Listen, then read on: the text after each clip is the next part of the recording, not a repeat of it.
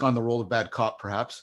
And what I'd like to do is, I'll state up front, and I did it. You've seen it in the comments I've made to Mary, and you've seen it in my thing. I have a very high regard for narrative. That's not. I'm not antiseptic towards it by any means. But there's an ongoing discussion here, and what I'd like to do is I'd like to pose some challenges that are in my mind, and then I of course open myself up to discussing those with both of you. And how that ramifies on your project. And then, like I said, maybe at some point we want to shift and into the proposal of parabolic knowing. Okay, can I ask a quick question? Have we officially started? No. Or are you going to give like an introduction or something? Yeah. Excellent, Mary. So I'm going to upload this today, and I'll welcome you guys to upload it on your channels. But I'm going to introduce this as an episode of Voices with Vervaeke. And then I'll introduce both of you briefly. I'm going to ask you, in case you are new to my viewers, just to briefly state who you are, and if you can, sort of your history with me, the kinds of discussions we've had, because we've all had rich discussions with each other. And I want people to get, I'm trying to build as much context for people when they come into these videos as possible, so they know that we know each other, we have a relationship, we have respect and affection for each other, and that we're not going to challenge that in what's happening between us. And so, a lot of the stuff that I'm working on just trying to set up what I call dialogos. And then I'm going to, like I said, and then I'll make this proposal formally to you guys that I will sort of issue some challenges that I'd like to be heard, to be discussed. And then we'll just take it from there. How's that? Okay. The only question I have about it is, so I'm interested in this brain stuff and how it is associated with it very much. And I wonder if the parabolic knowledge might not be the best thing to start with. I mean, from my perspective, the one thing leads into the other, but I'm trying to figure out how I would go the other direction. Well, see, I want to go. I guess we could. Yeah, and the reason I want to do it that way, Mary, is the narrative stuff is going to be more accessible, more broadly to people. Gotcha. If we start in with self-organizing criticality, we're going to lose everybody in the first 10 minutes, right? Well, not everybody. We'll lose a lot of people. Whereas if we go the way I'm proposing, I think we'll have a chance where people will see, oh, this is why I might want to be interested in self-organizing criticality. Okay. That's why I don't talk about it until like episode 32 of the series, right? Right. Well, I do have the page from that paper that shows the geometric the geometric forms in the that they found using algebraic topology. I have that paper, so we can actually show that when we go to start talking about that. I have it. I can, put it up on the screen. Yeah, that's great. Anyways, we'll talk about complexification. It's literally a modeling of complexification, which I think is really important. Anyways, I'm very excited about that too, because that's at the core of a lot of the work I gave you guys the papers on relevance realization.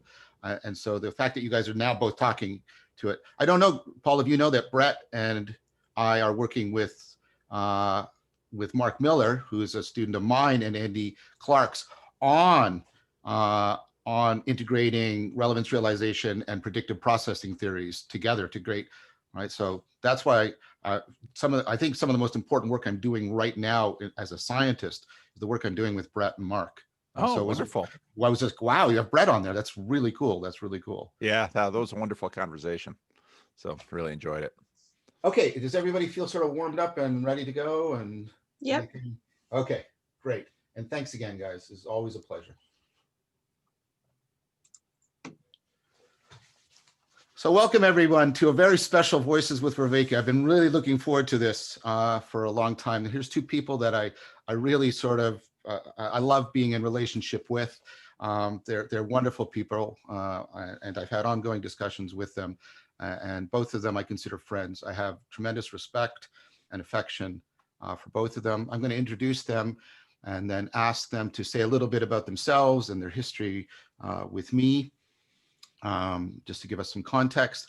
And then I'll introduce what we're going to discuss to all of us together and how we're going to move forward. So I'll start with, I guess, with Paul. I've known Paul a little bit longer than Mary, so I'll start with Paul.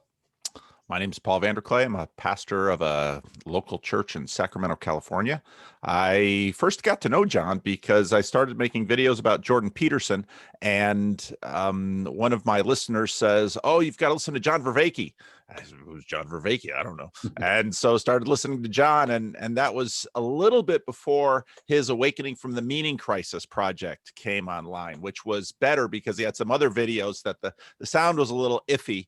And the Awakening from the Meaning Crisis had better production values. And so John and I have spoken a number of times. If you go to my channel, I think one of my favorite videos with him was, I often, when I begin a relationship with someone, is sort of do a common history together. And so on my channel, you can find Who is John Vervaeke and Why Does It Matter video like that.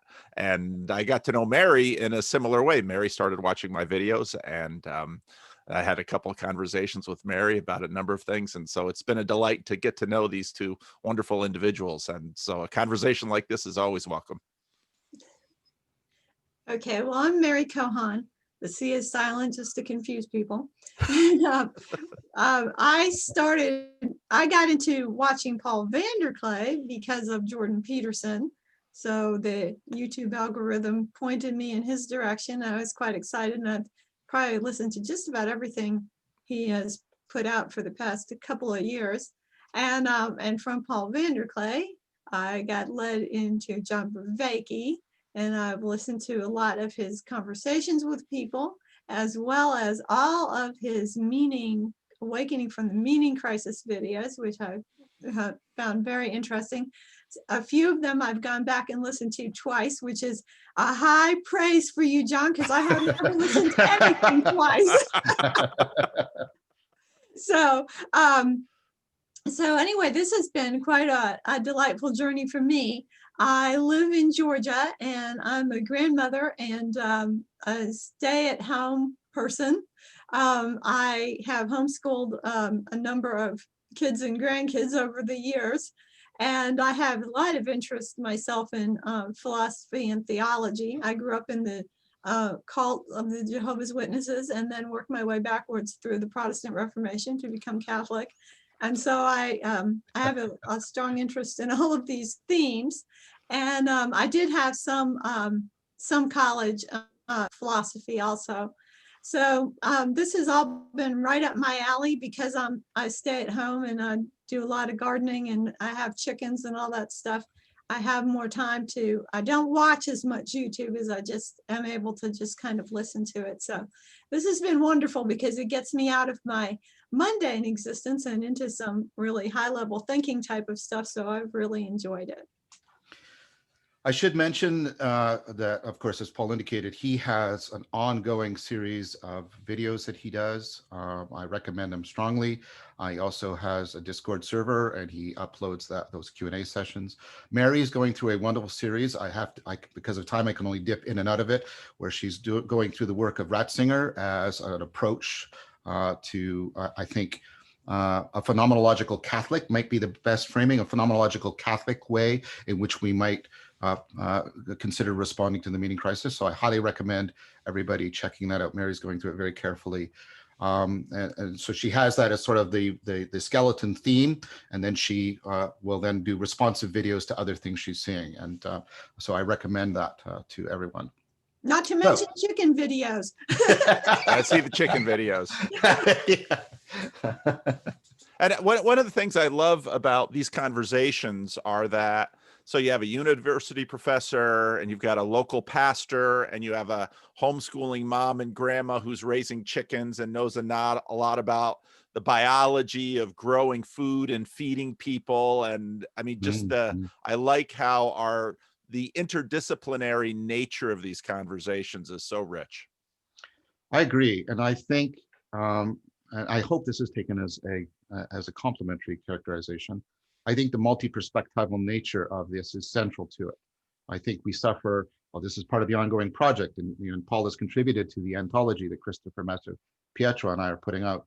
This is the ongoing project of trying to get out of monologue, which is becoming predominant in our culture, and back into genuine good faith dialogue. And what does that look like?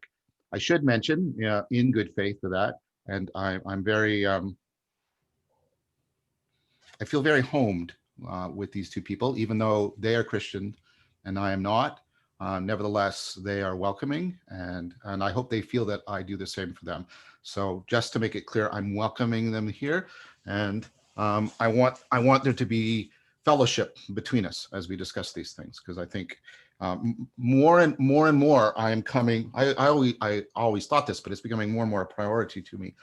The manner of what we're doing is more important than the material, ultimately, at least right now, to my mind. So what I'd like to do is I'd like to propose, very much in a Socratic fashion, sort of a provocative topic about which there are differing perspectives, and invite us to enter into dialogue about them. And I guess because it's my channel, or at least the initial invitation was to my channel, I'll take on the Socratic role. That of course is something that I aspire to as much as possible. And I'll try and propose some provocative challenges to some of the things that are going on here. And there's another person that I want to mention whose work has, I think, influenced all of us to some degree. And I've entered into dialogue with him as well, and that's Jonathan Pajot, because I think I strongly recommend his channel as well. And I'm also going to be responding to some of his things. So the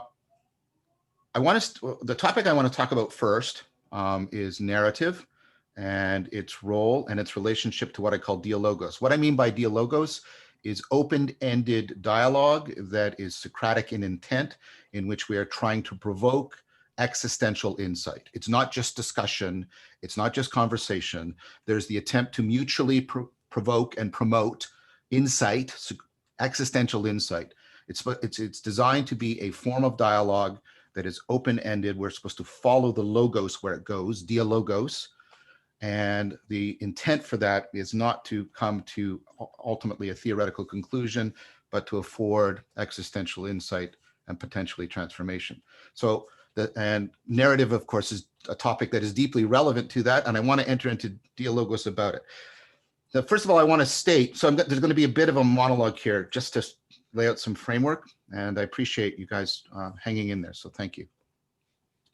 First of all, I want to state that I've argued explicitly, and I still stand by my argument that narrative is important. I made it one of the three orders, right? There was the nomological order, the normative order, and the narrative order. I think narrative is indispensable for transforming episodic memory into autonoetic memory so that we become temporally extended selves, capable of long-term projects, capable of deep moral commitments. And I think that for me, and I don't want to get into the ontology of this or the relevance to the abortion debate. For me, those are, I won't say they're the final definition of personhood, but if you don't have those capacities, if you're not temporally extended, right, if you can't pursue long-term plans, we as a culture generally withhold the rights of personhood. We say people have to be treated this way, but we don't let them vote or own property, et cetera, et cetera. So that's all I'm talking about. I'm talking about it at that level. So I'm just saying that's a way that I think as a culture, we have recognized them, right, as at least central features of personhood. So what I'm saying is without narrative, you're not a temporally extended agent that can pursue long-term goals. And that means you're also not capable of deep moral commitments. And I take those to be central. I'm not, as I said, I'm not going to make them the essence because that got into a hairy debate, right? I'm just going to say they're central to personhood. So the point I'm making is narrative is central to personhood. I still stand by all of that. Okay. Here's, though, the things that I want to talk about. And part of it is provoked by Jonathan's work. And I should have invited him as well. But part of it is also some very powerful arguments Paul is making about the story verse and narrative. And then Mary's making some, some very provocative, in the good sense of the word, all right, provocative claims about that narrative is deeper than dialogos, and I want to explore that. And so I want to sort of bring up the first challenge. But in order to do that challenge, I need to invoke a distinction that's really important to cognitive science. So that's where I'm going to speak from, because that's what I should do. You guys should speak from where you are. Okay, so there's a distinction in cognitive science between a rule-described system and a rule-governed system. Let me give you a couple of concrete examples where this comes out and why you need the distinction. So I can use calculus to describe what the solar system is doing. In fact, I have to use calculus to describe what the solar system is doing. But I don't think the solar system is doing calculus. Why don't I think the solar system is doing calculus? Because it can't make a mistake. It can't miscalculate, and it doesn't care what it's doing, right? So the solar system isn't rule governed, it's rule described. So although I can use calculus to describe it, what it's doing, it would be an incorrect description to say it's doing calculus. Similar, another example. I'm playing chess with a computer program. This is Daniel Dennett's famous example.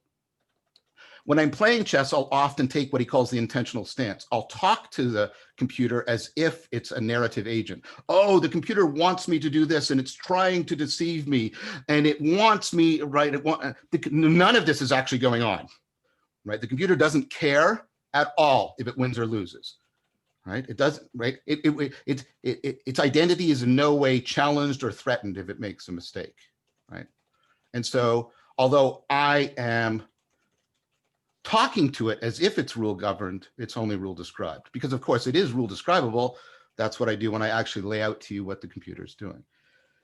So I want to propose that in direct derivation, there's a distinction between things being narratively describable and things actually being narratively governed.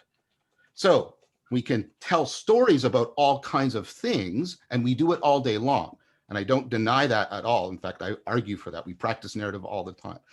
But that is not sufficient evidence that those things are actually unfolding a story, because there is no direct implication between being narratively described and narratively governed. You have to do extra things to show me that what's going on is narratively governed. And so I think it's insufficient, for example, to say I can tell a story about whatever, X, Y, or Z, to legitimate the conclusion, therefore there is a story going on in X, Y, and Z. Because I can tell, right, a story about the solar system, and that doesn't mean it's doing calculus. I can tell a story about the chess program, but that doesn't mean it's actually, right, endeavoring to deceive me or play chess or do any of those things. So that's the first part I want to make. And my concern, my first thing is to state a concern, which is I'm concerned that a lot of times I see people saying, look, I can tell a story about this, and therefore a story is going on. And that has to be false, right? It has to be false because that would eradicate the distinction between narratively described and narratively governed. And secondly, we know that there are instances where we think there are stories that are going on and there are no stories going on. I take this to be a defining feature of conspiracy theories, which are very prevalent and very problematic right now, right? And so next point, and what I want to get to, so now I'm going to lay my cards on the table. I want to get to what is it about us that allows us to learn narrative, allow us to realize when we are subject to narrative bias, like in conspiracy theories, allows us to adopt narratives other than the ones that we currently have when I endeavor to see what your narrative is. And what I think is that narrative is not necessary to intelligence and consciousness. Here's why I think this. Animals. So we have clear, I think, undeniable evidence of sophisticated intelligence, tool building, Caledonian crows, right? The chimps, especially the bonobos. We even have evidence for self-recognition in some of these animals. They passed the mirror test, right? Which is taken as very good evidence for a sense of self. And these organisms do not have narrative. We can attribute a narrative to them, but we have no independent evidence that they are being governed by a narrative. And so I think that's clear evidence that narrative is not necessary for sophisticated intelligence, sophisticated consciousness. I think denying consciousness to chimps would be just a moral crime, right? And even a sense of self. We have evidence, they have all of that without narrative.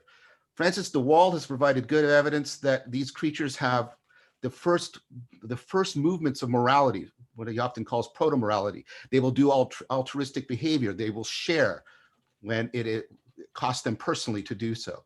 I'm not claiming they have full-blown morality. I think that's too strong. But they have something that would allow an organism, right, the ability to start to learn morality. So narrative is not necessary for all of those things. And I think that therefore there must be very sophisticated cognition that, right, has to be in place in order for us to acquire narrative ability. And then my final argument for that is developmental psychology. Children aren't capable of narrative until quite well into their development. Notice the things that have to be in place before they can get narrative. They have to have developed a linguistic competence. They have to know how to enter into conversation, and they have to get the very beginnings of temporally extended, right? They have to get what is needed for temporally extended stuff. They have to get the very beginnings of introspection. All of these things come online and are sort of cohere together between the ages of 3 and 4. Now, interestingly, what most developmental psychologists are proposing is that what allows us to learn things like narrative is dialogue. And you see kids capable of dialogue before narrative because they start to do things almost immediately that are necessary for dialogue. They have, and we forget how important this is. They have joint attention. Joint attention is when you look at something, they'll look at it too. Try to get another animal to do that with you. Try it. When then you realize, wow, that's a very sophisticated ability. They start imitating your emotional expressions. And very, very soon, they start to do turn taking in their interactions with you. These are all the things that are at the core of dialogue, and they actually afford. And notice that you have dialogue before you have narrative, because you have one sentence speech where you have like a kid can utter one word and you a gesture, like Baba wants their bottle. And then you have telegraphic speech, which are still not full-blown sentences, but it's bound up in dialogue. And then only after all of that is mastered do you get the capacity for them to do narrative. Finally, we have good evidence that we can transcend narrative. We can transcend narrative when we're in the flow state, which means we can enhance our agency and be in a non-narrative frame. That's one of the features of the flow state. The narrative frame drops away. Or in mystical experiences, we can have profound states of meaning that are not narratively bound. And so I think both the primordiality of something like the ability to couple to the environment in dialogue and the ultimacy of states that are trans-narrative points out to the fact that I think narrative is, I don't want to be too tentatious. So take this as said with kindness. I think that narrative is being overblown a bit. My concern with that is that narrative is one of our most powerful heuristics. We have to learn it and practice it. And like all heuristics, and I think this is undeniable, this is what the no free lunch theorem proves, all heuristics come with an equal degree of bias. So if something is a very powerful heuristic, we have a mathematical logical proof that it comes with a equally powerful bias that we have to be on guard about.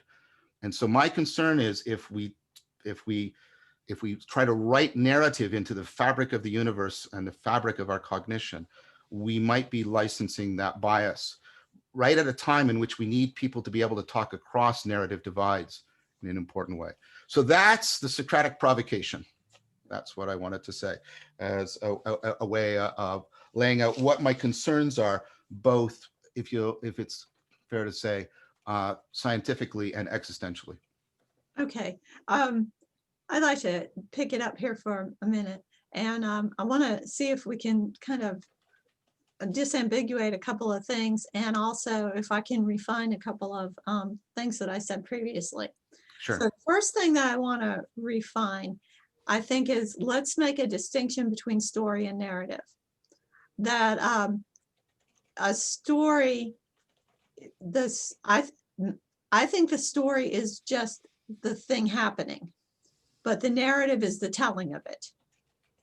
And we can make a distinction between the thing happening and the telling of it. A story is any progression, we could say, or any movement, but the telling of it is different.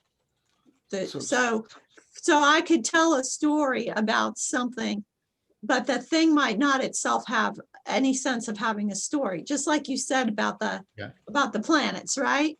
Right. So I would say it's still in a story, even though it doesn't know it's in a story.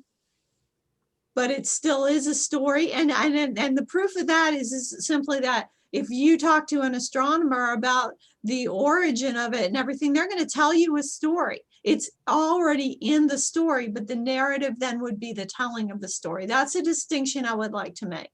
Okay, so that's a good distinction. Let's call narrative the cognitive act, right? The cognitive communicative act. And then we'll say, and you want to reserve story for what's happening. But you don't want to say that every happening is a story, do you? It's possibly. Could you give me an example of a happening that wouldn't be a story? Well, I take it that, or like, one of the differences between a story and a happening is a story is teleological. A story is moving towards some goal state. And so, and that's why the solar system isn't doing a story. There's no goal state. It's not trying to do anything. It's not trying to go anywhere. It's not trying to be anything. It's not trying to, that's why it's not proper to say it makes a mistake. If it can't make a mistake, it also can't succeed. And if you can't succeed, there isn't a story. There's no telos happening. Well, I think even from a totally materialistic perspective, there is a telos, which would be, right, the final state of entropy, right? No, but it's not trying to get to entropy, right? But if it's getting there, then it's happening. But that's not the same thing as a telos, right? Because if you trip and fall, you get to the ground, but you weren't trying to get to the ground, even though you end up there, right? Okay. What I'm saying is, if you remove intention from an event, there's no story happening. That doesn't make any sense to me. Well, okay. So you want to say, so what you're saying is that in order for there to be a story, there has to be intention. Yeah. I think a story is a teleological. I mean, that's why we tell the narrative, right? Because we're trying to figure out what the goal was, or the lesson to be learned, or how we can change our behavior to achieve the goals we want. Why else do we tell a story other than to modify our behavior and give us, and that's why we want to know, right, the narrative of some event that has happened, because we want to understand the motives of the perpetrators. We want to understand their intentions so that we can possibly change their behavior or change our behavior. That's why we're disturbed when there's like a mass killing and we can't know. We want to know, why did he do it? And we don't say, well, you know, he pulled his finger and that caused a chemical explosion and the bullet went out and that penetrated. No, I don't know. I don't mean that. What are his motives, right? Right. I think without motive, without intention, without goal orientation, I don't think it's proper to talk of a story, because then it just becomes, I think, a trivial thing, right? Then every, like, one domino knocking another randomly would become a story. Well, but I want to go back to the astronomer, right? So the astronomer that tells you a story of how they think we ended up with a moon, you know, circling the Earth, and, you know, moons circling planets, and the development of the solar system, he is not saying that in order to change our behavior, is he? I mean, what is it? But I think I'm disagreeing with you in the sense that I don't think he's telling you a story. I don't think he's telling you a story. I mean, he could say, well, the moon wanted to be close. Like he could make it like, you know, we do this sometimes in children's narratives. I'm trying to use the terms the way you're using them very carefully. Right. But I don't think he's telling you a story. I mean, because I think he's telling you, I think we have to allow the possibility that there are nomological principles. He's basically invoking gravity, and he's invoking, you know, various principles of Newtonian principles. And he's saying, because of this principle and this principle, this happened, and then this happened, and this happened. Like the biologist that tells the evolution of birds from, you know, dinosaurs, he's not telling a story, because he is explicitly committed to the fact that evolution is not teleological in nature. That's the defining difference between the evolutionary story and intelligent design, right? So, okay. Well, let me put it this way. I accept that that's what you're saying about it. I think, you know, you might have to argue with all of the publishers of scientific textbooks who have titles like The Story of Life, or The Story of this, or The Story, you know, there's you know, I think that you're using the word in a much more technical sense than most people would use it, which is fine because you're technical, but I'm the most people. I'm the representative of the most people. Well, that's fine, but again, you have to be careful about that's used for rhetorical purposes, right? Just like we make a picture of the solar system for the atom in our textbooks. Right. No physicist thinks the atom looks like that at all. And so it's there in order to help get people stage by stage into thinking. Right. And so, and secondly, we don't want to confuse properties of how we have to speak about things with properties of the things we speak about. The fact that I often relay things to you in a story, I also have to relay things to you in English because that's the only language I have. I don't think the world is made of English. Like, that doesn't make any sense to me. I have to unfold things at a certain temporal scale because that's who I am. But that doesn't mean, right? So the fact that I talk about evolution in seconds doesn't mean that evolution is at the time scale of seconds unfolding. We can't confuse properties of how we have to talk about things with properties of the thing. My sentence, the Eiffel Tower is heavy, is not itself heavy, right? So the fact that we have to talk about things that way, again, doesn't license conclusions about the things. That's what I'm saying. Okay. Well, I'll accept, I'm going to accept that that's the perspective that you're coming from. Okay. Well, fair enough. That's fair enough. And it's really good to know that. So I wanted to make a distinction between story and narrative. You want when I say those words, them to basically be the same thing. In other words, I do want to allow you the distinction between what you call narrative and what's going on out there. I think calling what's going on out there a story prejudices the case in your favor. I think we need a neutral description, because if you say, well, I'm just presupposing that everything is teleological and narrative, well, that's fine. You're allowed to do that. But you know what you can't then do? You can't then say, because things are teleological and narrative, I believe in God, because that's just building it in, right? What I'm calling to you, what I'm invoking is I'm invoking a point made by C.S. Lewis in Miracles, right? He says, I'm not going to say everything's a miracle because it's run by God, because that's just to define the thing ahead of time. I'm going to work from within the scientific worldview, find something it's committed to, and then draw it out from there. And that's what I'm saying. See, my concern here, and I've been clear about this from the beginning, is I want to create something, a way of talking that bridges between spirituality and science. Right. And I've been clear that is not a project. And Mary, you've supported me on this, so I'm invoking you. This is not a project to me to subvert spirituality underneath. I'm not trying to do that. Right. But what I'm saying is, if it's going to be a dialogue, it has to be a dialogue. That's basically what I'm saying. Right. Okay. So that was the first. That was just to say, I wanted to make a separation between those two words, because previously, when I was talking about narrative, I think I would have used story and narrative interchangeably, but somebody in one of the comments under my video really wanted me to get into the difference between story and narrative.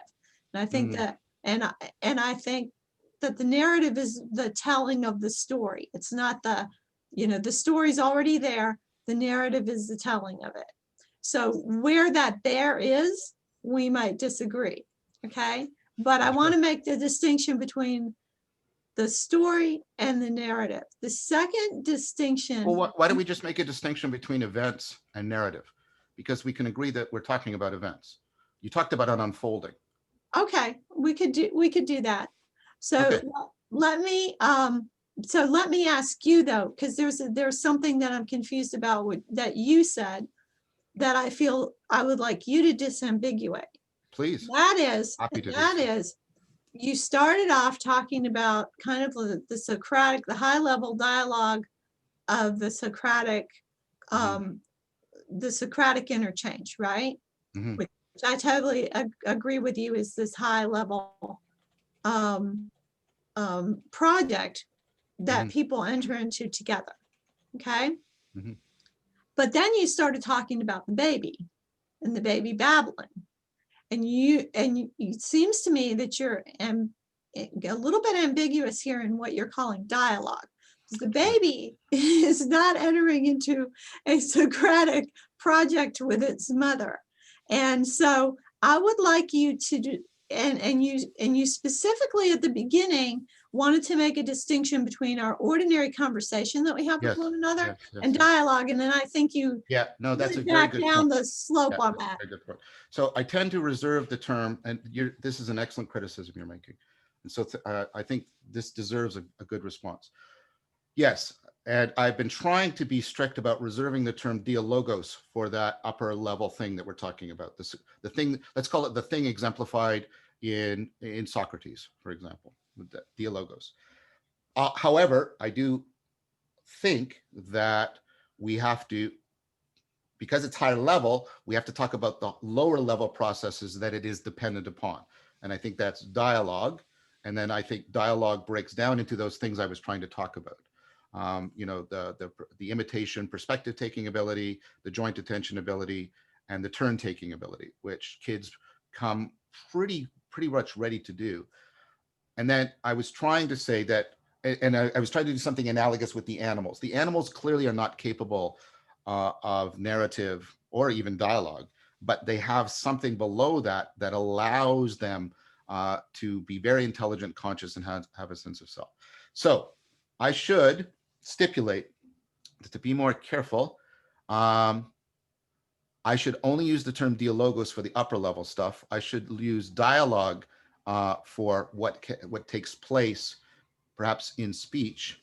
And then I want to talk about, I don't know what to call, I don't know if we have a term for that. These proto abilities that make dialogue possible. I'll just call them proto dialogue abilities right now. And so I should distinguish them. The reason why and you're right, I have been equivocal. And so I want to acknowledge that right now. This is a legitimate criticism. But what I'm trying, so this is not a justification. I think Mary's criticism is bang on. It's an explanation, because what I've been focusing on and what I've been trying to get to is the deep continuity between this higher level stuff and this lower level stuff. Because I think when Socrates provokes an insight into us, right, it's reaching into the depths. It's going into the very core of our cognitive processing, because he's asking for a restructuring that's not just at the level of some of our beliefs or ideas. He's asking for us to aspire to wisdom and virtue, which is a much more comprehensive thing.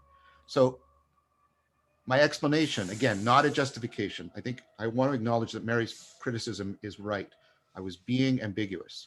And so I've tried to specify and disambiguate right now. But what I don't want to lose in the differentiation that I just made is the idea that there's a deep continuity, that when you're engaging in dialogical practices, it reaches into dialogue and then it reaches down into these proto-dialogic things. Because, I mean, I'm trying to get, I'm sorry, I don't want to be too poetic here, but I'm trying to get back to the Greek sense of the word logos, that the logos reaches up into the very highest organizing principles down into the depths. And see, and just to put sort of a Christian spin on it, which is a weird thing for me to be doing, I suppose, right? I you know, because I've always been very impressed by in arche and logos, right? In the beginning was the logos. Translating it as the word is, as many people point out, is grotesquely inadequate. And there's something profound going on there about the logos is primordial. It's not in the beginning was the mythos. There's a Greek word for story and narrative, and it's not there. And there's something profound going on there, right? And that's what, so, and again, I'm not trying to, you know, call you out on your own carpet, but I'm trying to say, this has been deeply influential for me, like, because, you know, of when I read about that in Heidegger, the Stoics and the Logos, all of this stuff. And I see there's work I'm reading on Socrates right now where his will, and he repeatedly says this, and because I didn't get it in the translation, it's making a huge impact on me. And he says he's always following the Logos. He's always willing to follow the Logos wherever it will go. And so, and while you're right, Mary, and I acknowledge it again, I want to try and invoke something that has that kind of expanse to it. That's what I'm trying to do. Right. And I wanted to do that too, especially when we get into the second part of this conversation. I think that's definitely where I want to go with this. But I want to come back to the baby for just a minute. Okay. Because not to poke at you too hard, but I'm gonna pull my grandma card here and say that nobody's talking to that baby, and nobody's giving that baby anything to imitate, nor entering into nor pulling that baby into dialogue on any level, except for the fact that the baby has already has appeared on the scene as part of a story. But that's not a story that the baby's aware of, right? It's not, but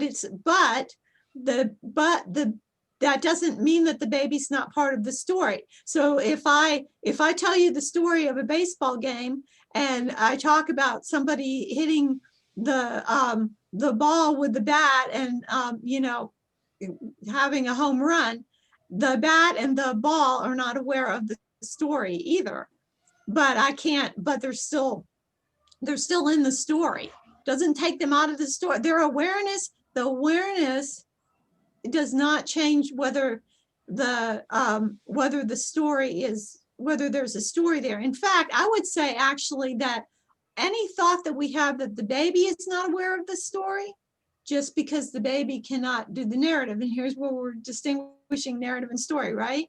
That I don't think that's even true on a basic biological level, because we know that baby was already in a relationship with its mother before it was even born, going back to when it was first conceived. We know for example, that the baby leaves traces of its own genetics inside of the mother.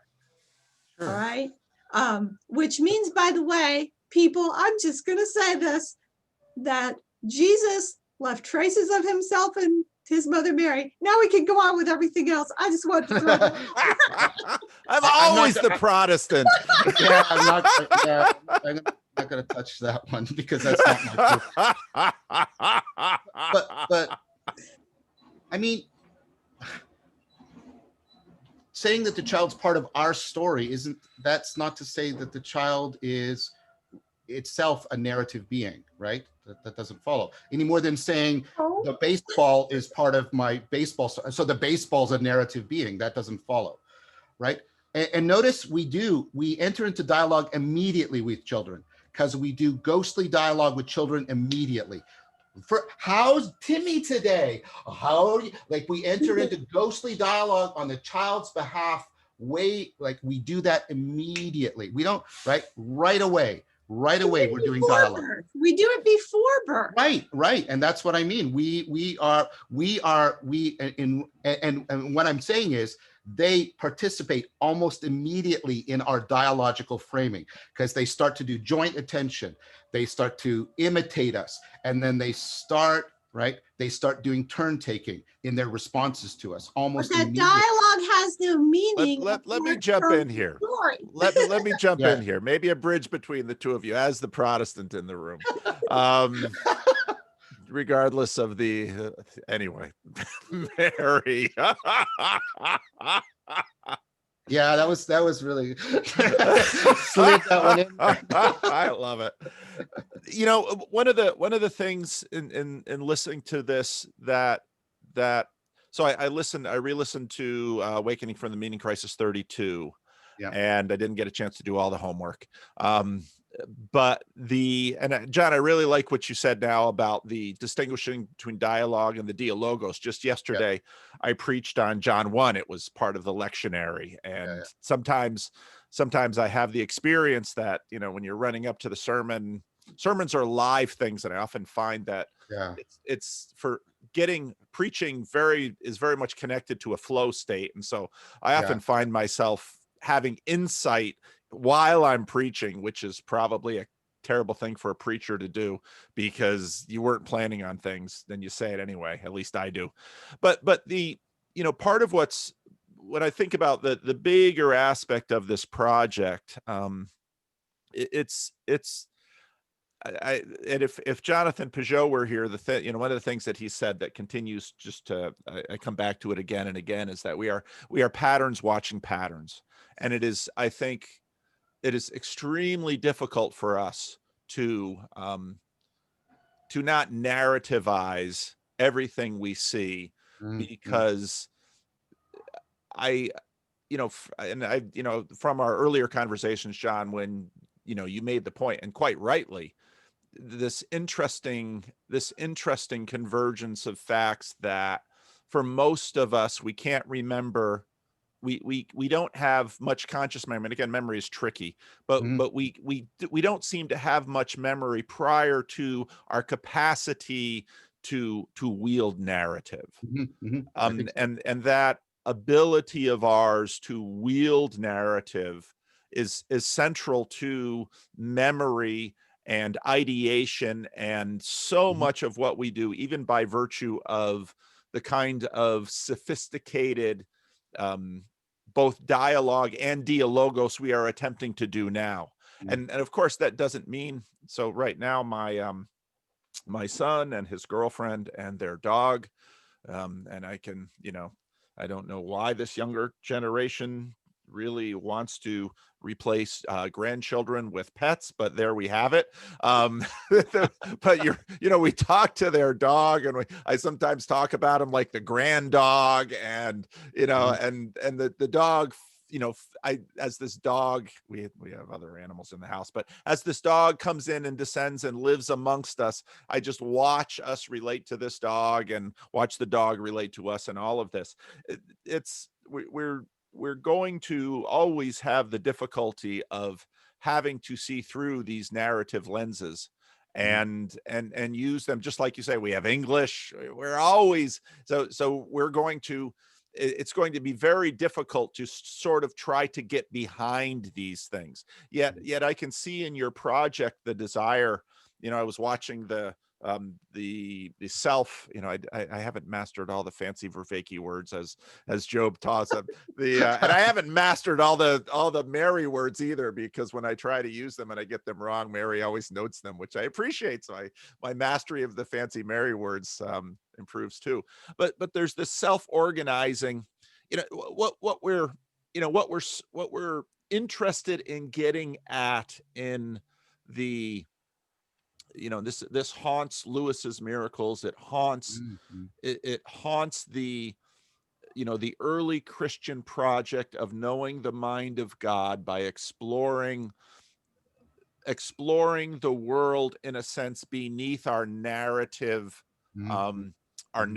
grasp.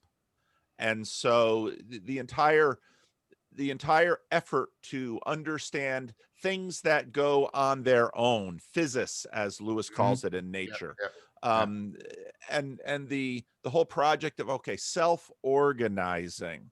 There are building blocks to this. And, I've always held that, or not always held, but recently held, as I think about the meaning crisis and think, how have we gotten here, and why is this so acute with us now? There again always seems to me two motions. One is that we discover the world is stranger than we thought, when the world was simply a matter of atoms that we narrativized or storified as billiard balls that we can build up from according to Newtonian physics. And then, Newtonian physics gives way to quantum physics, which gives way to string theory, and this weird world of fields out there. So the nice atomistic world that we imagined ourselves in, which I think part of the reason desire is another thing I want to bring into the conversation here, because part of the reason we desire that world is because all these tiny little balls we can sort of get our minds around and grasp and wield and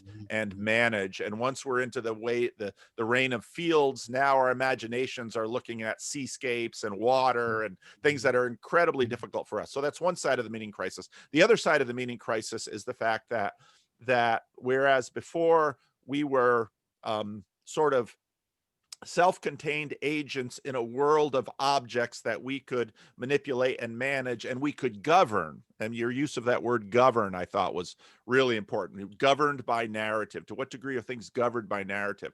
The other half of the meaning crisis is the idea that there are things governing us from the inside that are going on their own. It's the continual penetration of physis, of nature within us. We learn propaganda by which we can manipulate the body politic. We learn psychology by which we so our baby is not sleeping through the night and that is annoying us. And so, we talk to an expert in psychology that will say, okay, well, when is the baby eating? And of course, this was wisdom that mothers had before, but now suddenly they have the patina of people who are managing the little balls of the universe. And so with these few tips and extra science, and we see this in the pandemic right now, we want to be science-based, it's just instrument how these things go. So what I see is as we're just like you say, we're only going to have English, and we're only going to have narrative to deal with that. That's going to be a real issue in this. But I like the way you laid it out, and I think you made a very compelling case. But to come back now to the Dialogos, Sorry, what did I make a compelling case about? Sorry. Well, your initial laying things out, I thought it was your initial laying things out. I thought it was very compelling that, Dialogos is, in a sense, now, is it dialogue towards narrative, or is it Dialogos towards narrative? So do you want me to answer that question? Yes, or yes. Okay, sorry. I didn't want to interrupt you if you were just progressing to a new idea. I think what I'm saying is to use the terms that the specifications I made in response to Mary, I think we use dialogue to get into narrative, and then we use Dialogos when we're trying to go trans-narrative. When we're doing things like the parables. Parables look like narratives, but they're not narratives, right? They're designed to push us into a non-narrative framing. Or in Zen, when we do the koan, and we're even taking the dialogue within a narrative, and we're trying to push it into a non-narrative, non-dialogue state. But we're not giving up the relationship between the student and the teacher. So that's Dialogos. That's almost full-blown pure Dialogos. Yeah. And when Socrates brings people to aporia, the narrative stops. But that's the moment where Dialogos is most happening. So given what we've just said here together, I guess a more precise way of saying it is dialogue brings us into narrative, and then Dialogos takes us beyond it, because it's designed to try to get us to a place, an operatic place from which it's possible to shift our narratives or come into new narratives, or even perhaps go into a post-narrative state. Like, the Sufi stories are designed they're narratives, and they're designed to try to snap you into non-duality, so that you have the experience of non-duality. They're supposed to try and subvert the grammar that narrative works in terms. An egocentric subject-object distinction is supposed to be broken down by the narrative. So those are examples of where I think we're using Dialogos to try and get beyond narrative. And that's what I see Socrates doing again and again and again and again. Because what he's trying to, he's trying to, people will say, well, blah, blah, and they'll do the monologue, and he'll try to break into it and subvert it. To do that. This may be tendacious, but I think I see Jesus doing that a lot too. I mean, you guys know him better than I do, but right. But I see him doing that all the time. And I see that the Gospels often saying the disciples are trying to impose some narrative on it, and he says, no, you're not getting this. You're not getting what I'm trying to do with this. Yeah. Like, for example, I agree with people like, what's her name? Livin and Bourgeois. I've been reading a lot, McFag, that if you're what Livin, she calls it the domestication of parables.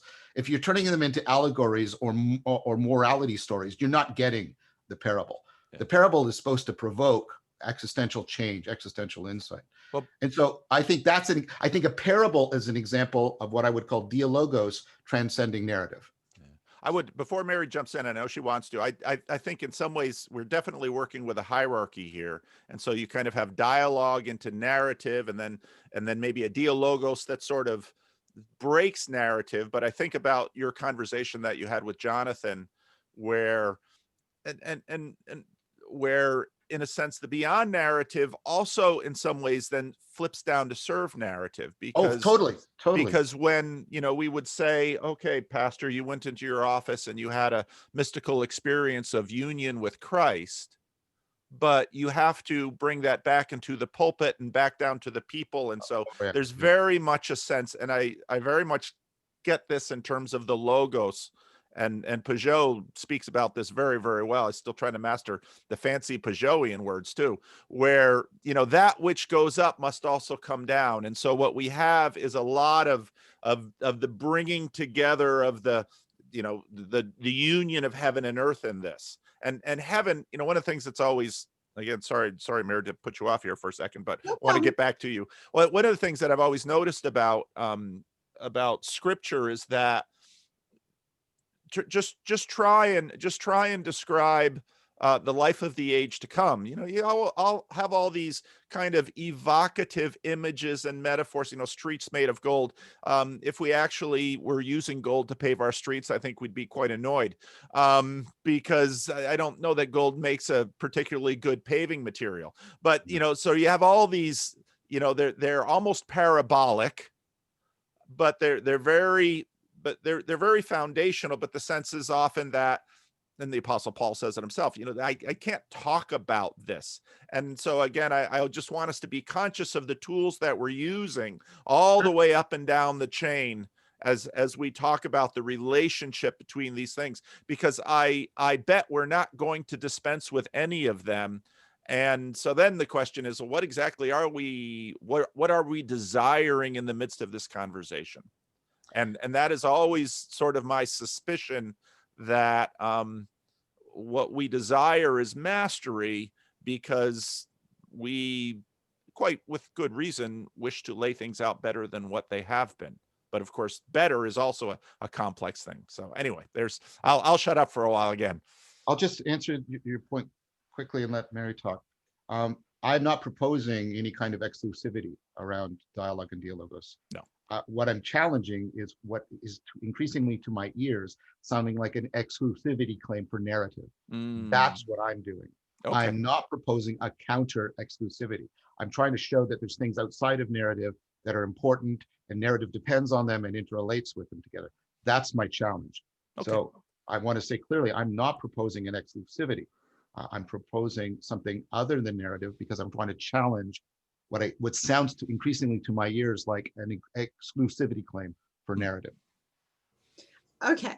Well, first of all, I do want to say that I was not making an exclusivity claim for narrative. The question was, what is the thing that determines the meaning? That was the question. Like, does the narrative determine the meaning of the dialogue within it, or is the dialogue something that is determining the meaning? That was the kind of the initial, and this was bouncing off of the conversation that you had with Jordan Hall on this topic, where the two of you discussed like a hierarchy of meaning between narrative and dialogos, and you put the dialogos at the top. But I want to come back to what you just said a few minutes ago about the Socratic dialogue and what Socrates was, and these are your words, trying to accomplish. Which is what? What is when you say that in these dialogues, he's trying to accomplish a bringing of someone to someone? That's a teleological statement right there. Sure. So you haven't divorced dialogue and teleology, and therefore you haven't divorced as a separate thing sitting above it, narrative and dialogue. Well, I'm not trying to claim that Socrates is ever operating non-teleologically as a cognitive agent. I think living things and cognitive things, especially, that was my invocation of animals, they do operate teleologically. That's the difference between a paramecium and just a self-organizing tornado. So I'm not claiming that Socrates isn't operating as what he is in that situation as a moral agent. I clearly said that I think moral agents have to be capable of teleological functions and even a narrative. And Socrates is willing to use narrative, when he tells the parable of the cave, right? It's called the allegory of the cave, but it's not, it's a parable. And by the way, Paul, the parable of the cave is you go both up and you come back down, right? So that's in Plato too. And so I'm committed to that very strongly.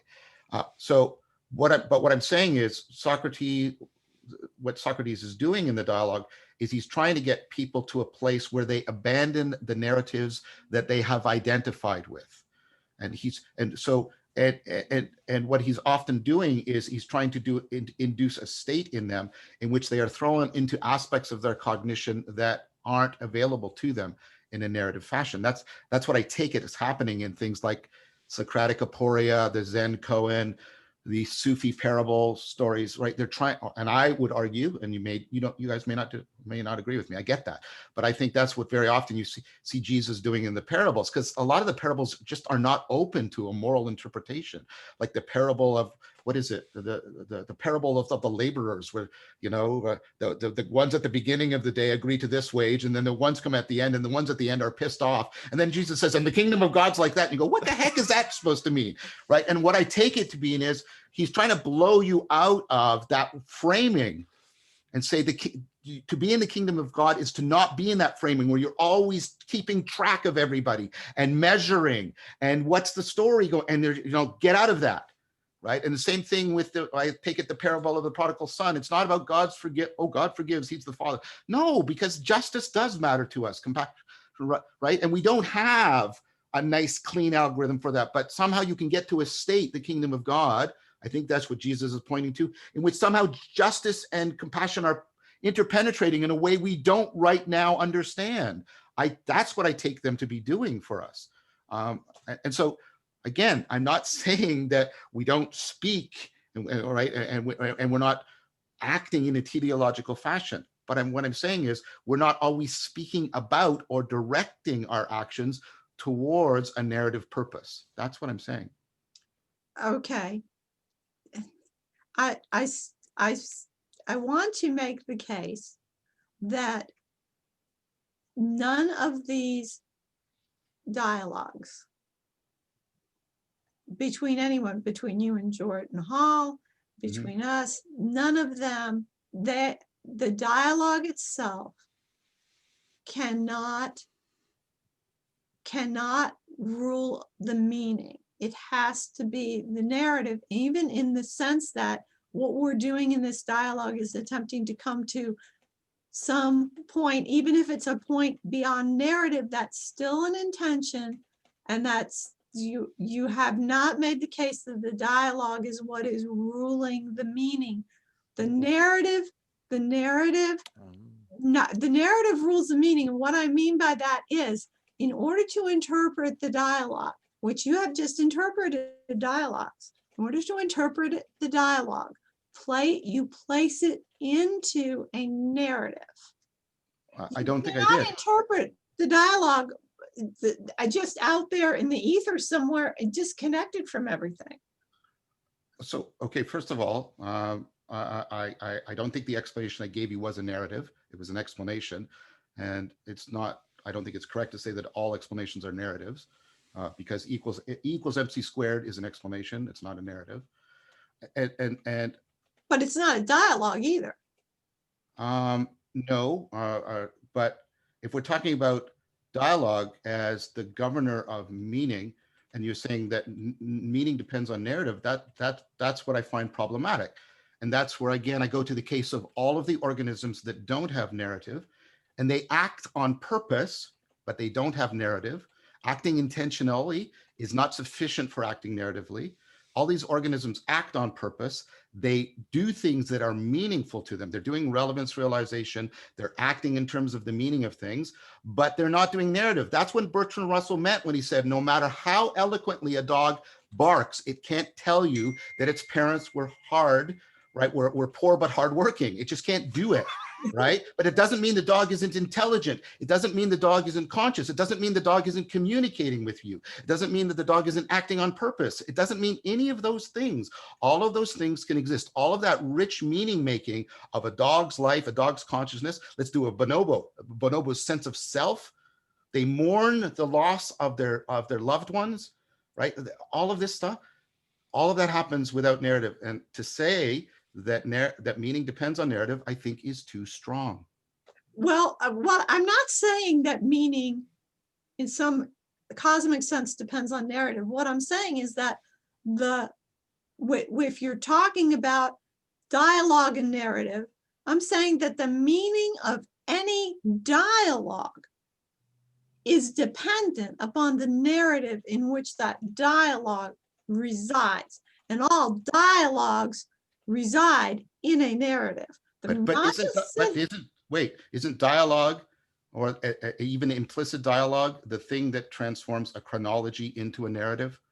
If there's no possibility of dialogue, you don't have a narrative. You only have a chronology. You just have a listing of events. Okay, let me give you the I'm trying to propose to you that at the level of human discourse, dialogue and narrative are completely interdependent.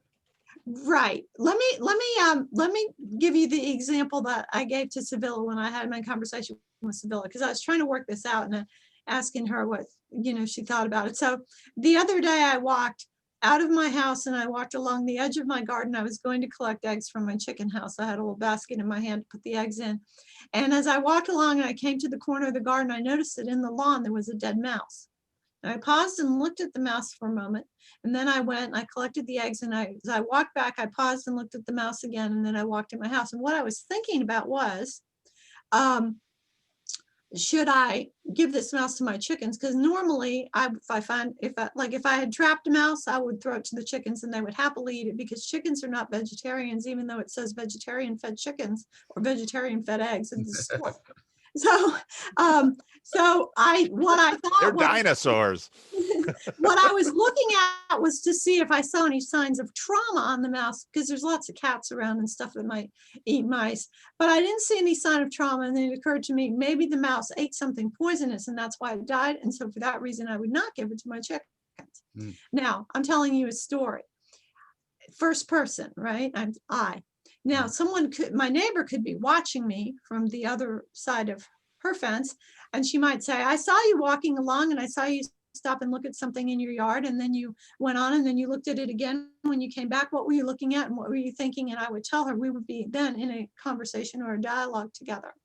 But if she was just telling what she saw, she would be doing it third person. I saw her do this. I saw her do this.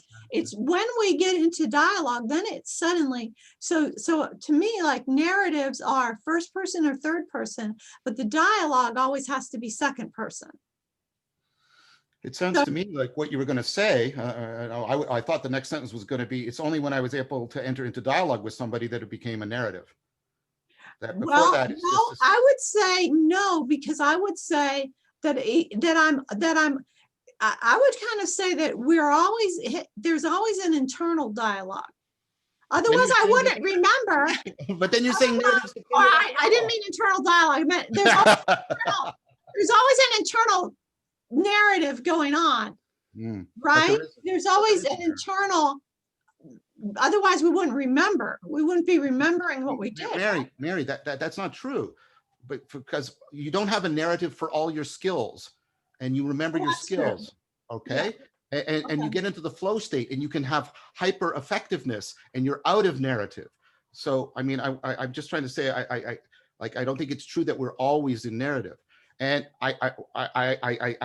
again, I'm not arguing for the exclusivity. I seem to think what we're moving towards is like that it only be, because I think we have to conclude that animals can remember sequences of events. Yes. Okay. So simply being able to remember a sequence of events isn't to be a narrative agent. But when you're capable of entering into dialogue with another perspective, second person perspective, then it becomes a narrative. That's what I'm suggesting to you. You remember a sequence of events, but when you talk about it to your neighbor, or they talk about it to themselves or to you, then it becomes a narrative. It seems in this to, I mean, the other minds, other agents is important to this whole progression. Yes. The baby babbling is, I mean, the baby babbling, to what degree the baby babbling is aware of itself as an agent. That's a question. The dog, to what degree the dog is aware of itself as an agent. And so it's interesting, because as I'm listening, I mean, part of the things that we're always doing with each other too is we're not just listening to each other's words as sort of a flat thing. We're always trying to mind read each other. This is fundamental for dialogue. Yeah. Because I want to get at not just the words that you're saying, I want to get at the intention behind the words that you're saying. And of course, this is a very tricky business. Well, I want to say to that, and when I said this from the beginning, I mean, I think we clearly start mind reading before we have narrative. But I will acknowledge, and I've said before, I think narrative is something we learn as a psychotechnology that massively increases our ability for mind reading. Right. I think the primary function of narrative is mind reading. So is part of, and I just to be clear that, I think you're exactly right that when Jesus uses parables, he does that to break narratives. We are narrative. One of the lovely things that Jordan Peterson talked about was he said, part of the reason we use stories, and I think part of the reason we use narrative, to go on from what he said, is because our narratives can die so that we do not. Yes. And so part of the reason Jesus, and this is, I just this morning released my conversation with Jacob from the Discord server, who is a Hasidic Jew of sorts.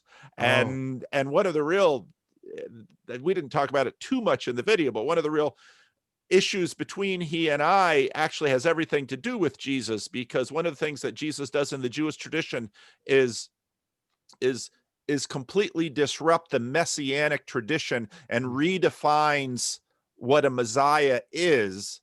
And that's, I mean, if you understand that, where that is going, and then look at the crazy things Jesus does, which of course culminates in his crucifixion, which he, to get the language right, and this is difficult, which he participates in. He doesn't, he goes down to Jerusalem, even though everyone in the world knows that there's going to be a conflict, and which will likely end in his crucifixion. He participates in this in order to obviously to achieve other goals, which of course makes the resurrection vital in terms of the entire story.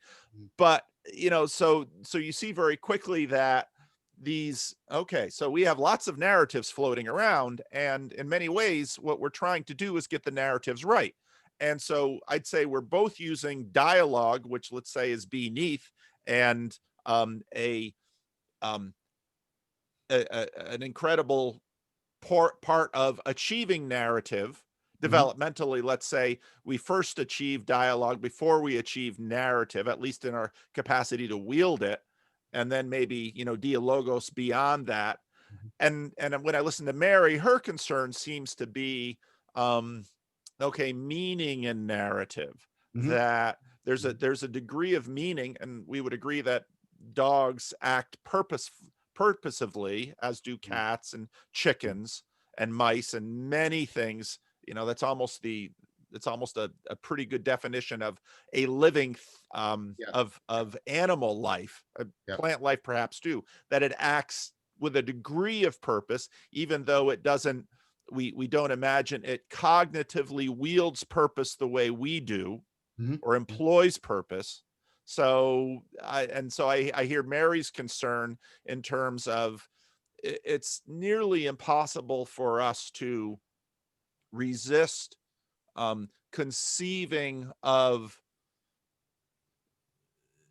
misconceiving of meaning without employing that narrative machinery.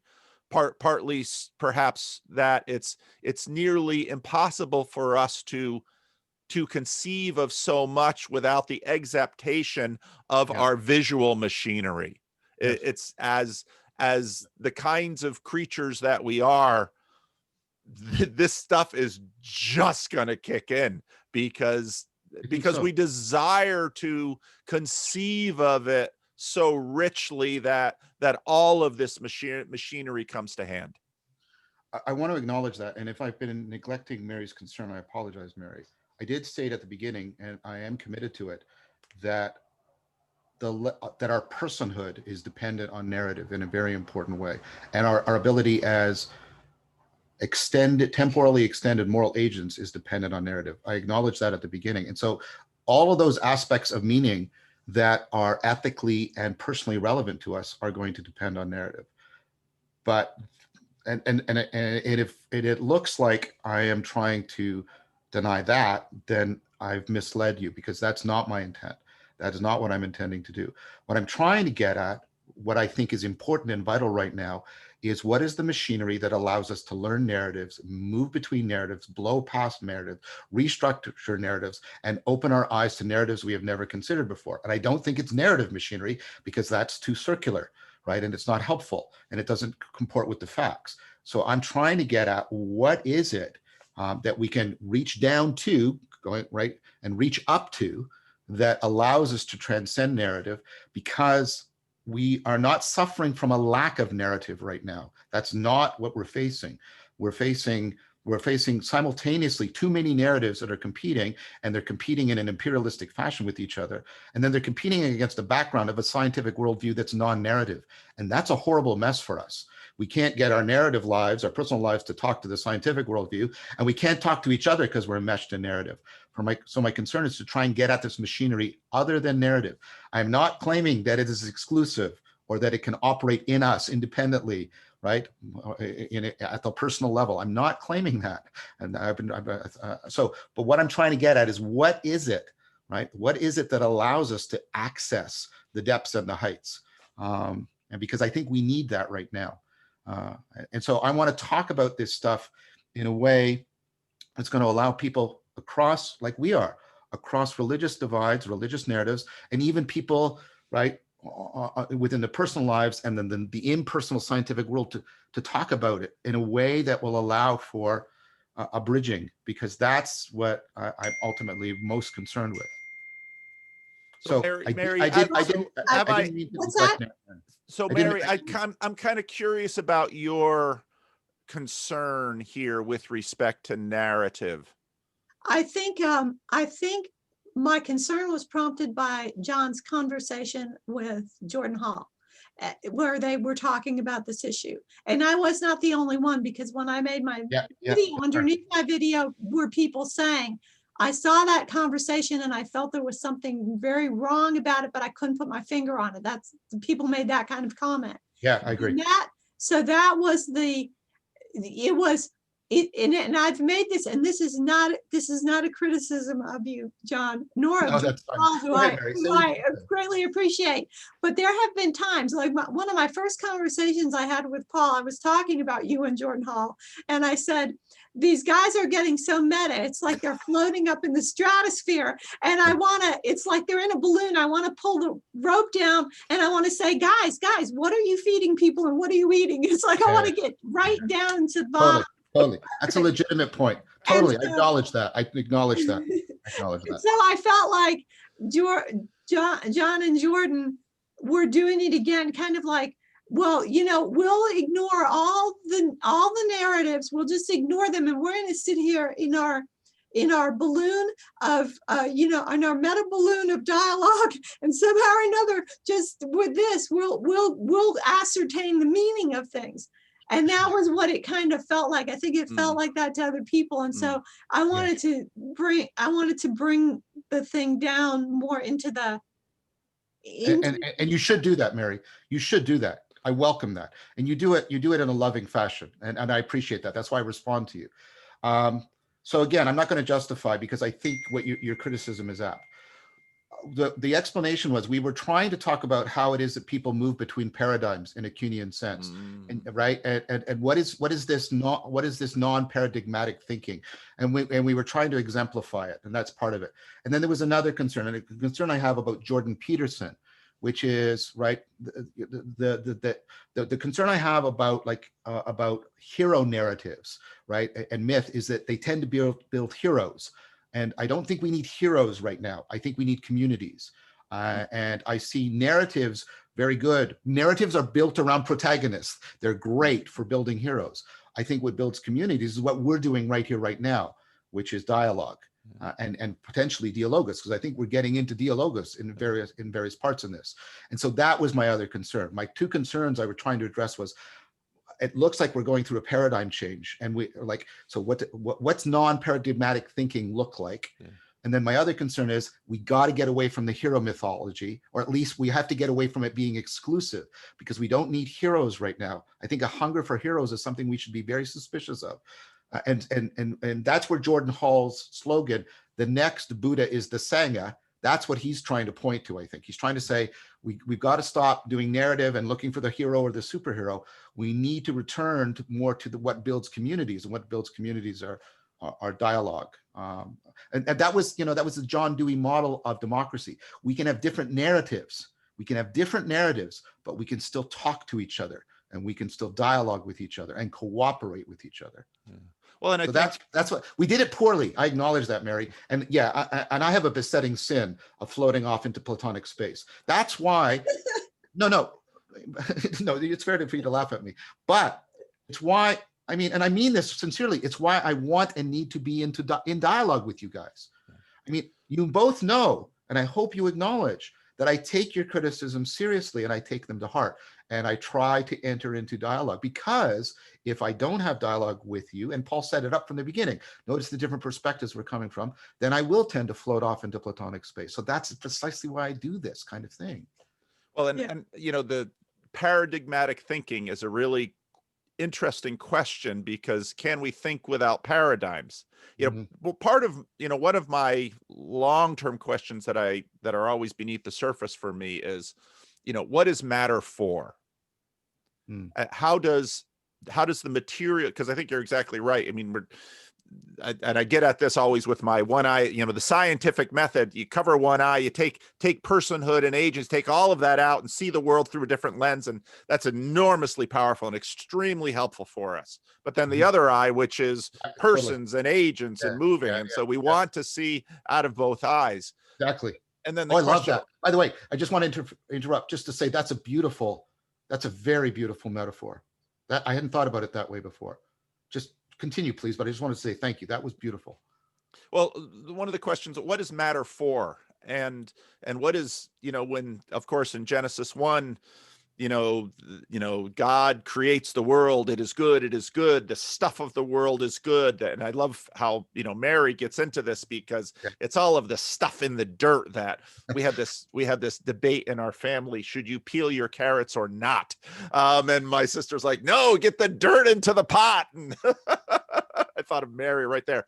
But this, you know, these questions of, okay, paradigmatic thinking. So we're always thinking with paradigms. It almost seems to be some of the, you know, the elements that we need for thinking. But I really like what I've kind of come to in this conversation, where we have sort of dialogue beneath, and then narrative in the middle, and then these dialogos. And I love the, you know, again, I just preached on John 1, and as I was preaching, I was thinking about, so I was a little annoyed I had to preach on John 1 again, because I've been there so often in the last few years. I was like, oh, is there anything new I'm going to find in John 1? So then I dug into Kittle, which is the Theological Dictionary of the New Testament, and dug into, you know, logos and Lego and you know, to gather. And I thought, gathering together. Yeah, that's right. Why? Well, what is that? Well, we're gathering, and I thought of, you know, so much of the stuff I've learned from you, John, with combinatorial explosion and the world being too big. And so what are we doing with our logos? What does the logos do? I mean, the logos, and again, Peugeot would be terrific on this. The logos gathers. I mean, I mentioned to the congregation, there's too many things even in this room, but if you say, okay, what room are we in? They say it's the sanctuary. They gather just by that word. What they have done is they have gathered. You know, how much have they compressed into that word? And of course, all of that compression is the meaning.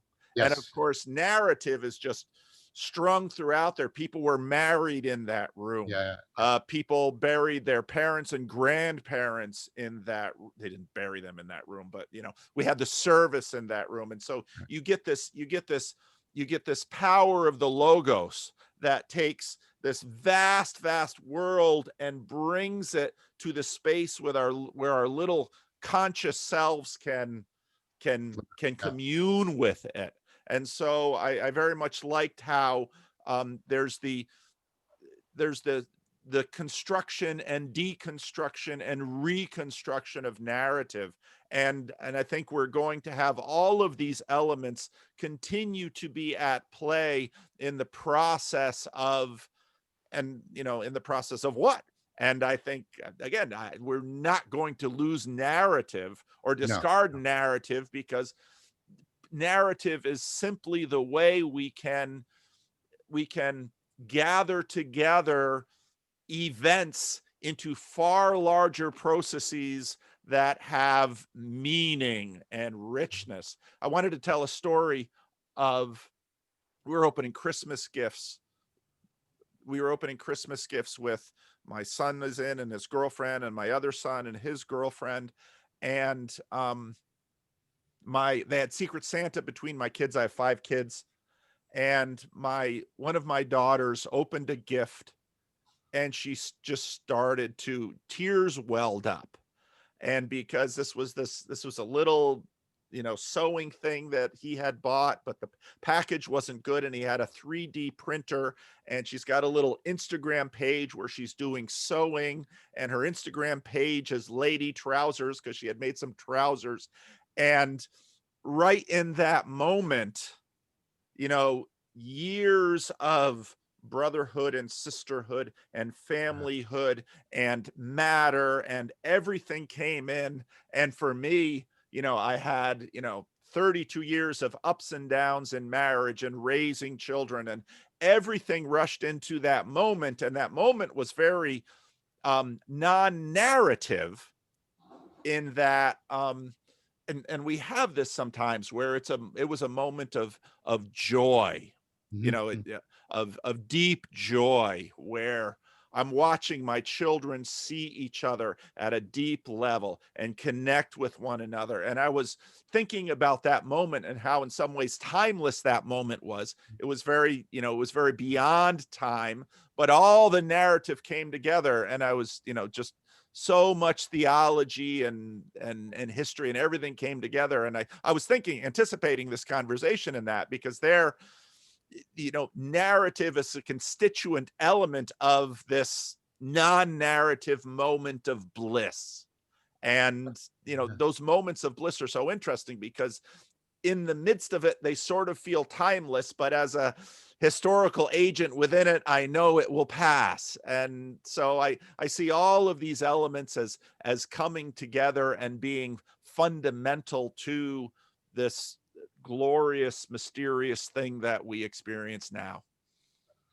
Well, I like that, and I think what I'm taking away, the way my thinking about this is changing, is I like the distinction, the way you laid out the levels, sort of dialogue, narrative, dialogos. I think that's what I was reaching towards. So I think that's, and then the idea that dialogue and narrative are probably relating together in a self-organizing fashion. They're mutually affording and mutually interdependent. I think that is, I think that's a more accurate way of thinking about that middle level, right? Or at least where the dialogue and the narrative perhaps do this with each other, if that meant anything to you guys. No, it does. It does. It's heaven and earth. It's up and down. Yeah. Can I know I'm looking at the clock here, and I don't know if we're keeping going or what, but I know we had a topic we wanted to get into this. Well, I was going to propose we do another one of these, that we do a follow-up. We do a part 2. Sorry to interrupt, Mary, but I think that's what we should do. I'm going to right now invite the 2 of you. I think we're maybe moving towards a place where we could at least settle. I'm not saying we all agree totally, but I think there's been genuine, dialogos. I think there's been genuine dialogos here. I think there's been insight. Well, for the rest, for me, and so that's, I thank you for it. But we want to move to another topic that is related to this one, and which is the issues around what Mary is calling parabolic knowing, and other people, like Jonathan, calls symbolic knowing, and things like that, and then how that might be relevant to aspects of brain function, self-organizing criticality that I've talked a lot about in my work on relevance realization. So what that next dialogos between us is not irrelevant to this. It follows from it, because it's a place for that bridging that I'm advocating for. I think could be very fruitfully explored. So I want to invite both of you guys. We'll set up a time, hopefully in the near future. I would like it to be in the near future. It's a request, where we do a follow-up, and then we go in with that being the main topic. Maybe we do a little bit of bridging and say, this is what we were talking about before. This is how it goes into this, and then we do that. because I think we're pushing the limits of time here, and I feel much more settled about this. I mean, you guys afforded me what I wanted to do, which was and you challenged me. No, you didn't just afford me; you challenged me, because I wanted to clarify what I think my thinking was. I wanted to both clarify what I thought it was, but also come to clarity in what I was thinking. And you do both of those in Dialogos, right? You're not only, well, this is my thought, you're not understanding me, but it's also, oh, geez, I am now understanding this better. It does both of those at the same time. And that's what happened for me. So I wanted to thank you both very much. But I want to invite you guys, let's do one on sort of symbolism in general, and how that relates to perhaps self-organizing criticality, relevance realization, kinds of knowing, etc. Are you guys open for that? Absolutely. How do you feel, Mary? How do I feel? Yeah, about this conversation. I think I would like everybody to do that. I said I would like you to do it too, Paul. I said how I'm coming out of this, and it would be good to hear from both of you how you're coming out of this. Well, I feel good about it. I feel like I have more clarity about what John meant. I very much appreciate his perspective, and I feel like he heard what I had to say about it, and I don't think we fully agree, but I think we've come a lot closer. Yes. And it's been tremendously helpful for my own thinking. I am very anxious about getting into the second part of this. The part anxious, about anxious or eager? Do you mean eager? Eager. Right. Okay. I'm very eager about getting into the second part of this, because it has what was for me some extremely exciting opening of my eyes to things when we talk about, especially the brain function stuff, and the way that relates to, I think, to the possibility that there is such a thing as parabolic knowledge. And so I'm looking forward very much to our next conversation. Well, I am too, but I want to hear what Paul has to say too. Oh, this is just fun. I appreciate both of you so much. I really do, and I learned so much from both of you. And I thought this was really helpful, just to the differentiation between, we're always talking about dialogos and dialogue, and sort of understanding, maybe how they, how they interrelate, how they're dependent on each other. And to me, it's getting at, okay, well, how do they interrelate back and forth, up and down? How it's very interesting, say the story of Jacob's ladder, and it's not really ladder, Jacob's stairway. I mean, Jacob lays down in Bethel, and the messengers are going up and down and up and down and up and down. And I see this as really why do we do these conversations? Well, we do these conversations because we love the truth. We want to know the truth. And we want to, we pursue dialogue, and we aspire for dialogos. Well said. And in the meantime, we're telling stories, both to illustrate, but also we're creating stories as we're doing it. So I think it's deeply satisfying. And of course, when I first ventured to stick my nose into whatever on earth Jordan Peterson opened up, I had no idea of the joyful fruit it would bring, and the absolutely lovely, brilliant conversation partners I would encounter. And so I find this all deeply gratifying. John's the brilliant one, and I'm the lovely one. No. Mary, do not for a minute, I do not for a minute fail to appreciate your brilliance. Almost every time after I listen to one of your videos, I always think, how have I missed any of these? Because I also really want to get into this parabolic knowledge, because I didn't understand what you were talking about at first, but but later on I contemplate, daddy is the knife, mommy is the fork, and I am the spoon. I think about that story, and I think, what's going on there? And so there's the wonder, and how does a child what is a child doing? What is a child seeing? And that to me gets into some of the Lewis stuff, that I think that child is seeing through to something. Mm-hmm. And to me, that's what makes all of these converzations exciting, is that, you know, we're not just building castles here, we are seeing through to things. And I think both the scientific, seeing through the scientific eye, and then the manifest image, we're both trying to see through to I think the glory that is in this existence that we are sharing. Well, that was excellent. Much love. Thanks, guys, very much.